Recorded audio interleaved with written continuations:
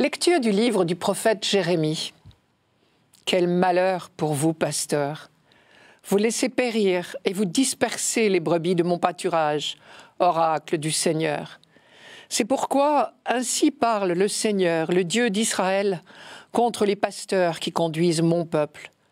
Vous avez dispersé mes brebis, vous les avez chassées, et vous ne vous êtes pas occupés d'elles. Eh bien, je vais m'occuper de vous à cause de la malice de vos actes, oracle du Seigneur. Puis je rassemblerai moi-même le reste de mes brebis de tous les pays où je les ai chassées. Je les ramènerai dans leur enclos. Elles seront fécondes et se multiplieront. Je susciterai pour elles des pasteurs qui les conduiront. Elles ne seront plus apeurées ni effrayées, et aucune ne sera perdue, oracle du Seigneur. Voici venir des jours, oracle du Seigneur, où je susciterai pour David un germe juste. Il régnera en vrai roi, il agira avec intelligence, il exercera dans le pays le droit et la justice.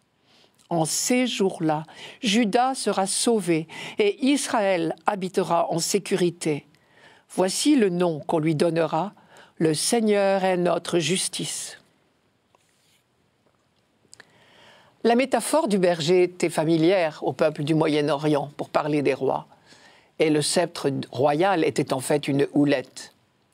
En Israël, cette image s'appliquait particulièrement bien à David, l'ancien berger, et on continua longtemps à l'évoquer pour ses descendants. Un bon roi est celui qui, tel un berger, veille à la sécurité et à la prospérité de son troupeau, son peuple. Malheureusement, l'histoire de la royauté fut très mouvementée, et s'il y eut quelques bons bergers, il y en eut beaucoup plus de mauvais. Le premier livre de Samuel offre une description de l'institut royal très sévère, mais tout empreinte de réalisme. Je cite « Voici comment gouvernera le roi qui régnera sur vous. Il prendra vos fils pour les affecter à ses chars et à sa cavalerie, et ils courront devant son char. Il prendra vos filles comme parfumeuses, cuisinières, boulangères. Il prendra vos serviteurs et vos servantes, les meilleurs de vos jeunes gens, et vos ânes pour les mettre à son service. Vous-même, enfin, vous deviendrez ses esclaves. » C'est au premier livre de Samuel, chapitre 8. Malheureusement, en bien des circonstances, cette description n'a rien d'exagéré. D'où les emportements des prophètes, et en particulier de Jérémie. Le texte que nous lisons ici vise les derniers rois de Jérusalem au moment, juste avant l'exil à Babylone. Quel malheur pour vous, pasteurs! Vous laissez périr et vous dispersez les brebis de mon pâturage. Mais Dieu veille, car en dernier ressort, le vrai, le seul berger d'Israël, c'est Dieu lui-même. Mon berger, c'est le Seigneur, je ne manque de rien, chante le psaume 22.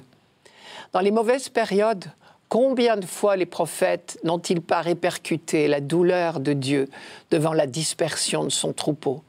Car son unique souci est de le rassembler. Et dans leur foi, les prophètes ne doutent pas un seul instant qu'il y parviendra. Un jour, lointain peut-être, mais certain, naîtra enfin un bon roi. Dès l'Ancien Testament, donc, l'image du bon pasteur était devenue l'une des expressions de l'attente messianique, l'attente du Messie. Le texte de Jérémie que nous lisons aujourd'hui se situe dans cette ligne. « Je rassemblerai moi-même le reste de mes brebis. Je leur donnerai des pasteurs qui les conduiront. Aucune ne sera perdue, déclare le Seigneur. » Mais à l'heure où Jérémie prêchait, plus grand monde ne croyait probablement aux belles promesses d'avenir. Car le prophète multiplie 5 fois dans ses versets les assurances qu'il s'agit bien d'une parole qui vient du Seigneur lui-même, avec cette formule « parole du Seigneur » ou son équivalent. Puis la même prédication d'espérance est reprise, et avec une autre image, celle du germe. Le mot apparaît rarement dans la Bible, mais il est, comme il se doit pour un germe, lourd de promesses. Bien sûr, pour commencer, le verbe « germer », « pousser » évoque bien la croissance d'une semence. Le même verbe est employé dans le récit de la création. Je cite « Le Seigneur Dieu fit germer du sol tout arbre d'aspect attrayant et bon à manger. » Mais les prophètes Isaïe, Jérémie, Zacharie en ont fait l'image d'une espérance bien précise, celle de voir s'accomplir enfin les promesses faites à David, le fils de Jessé, en d'autres termes, la promesse de l'arrivée du Messie. Si bien que le mot « germe », et en particulier dans l'expression « germe de David », est devenu synonyme de Messie. Plus les temps sont durs, plus les prophètes s'appliquent à maintenir cette espérance. Et c'est le cas ici, je vous rappelle le texte, « Voici venir des jours, déclare le Seigneur, où je donnerai à David un germe juste. Il régnera en vrai roi, il agira avec intelligence, il exercera dans le pays le droit et la justice. Sous son règne, le royaume de Juda sera sauvé, et Israël habitera sur sa terre en sécurité. » Droit, justice, sécurité, voilà à quoi aspire le peuple, voilà ce que lui apportera le Messie.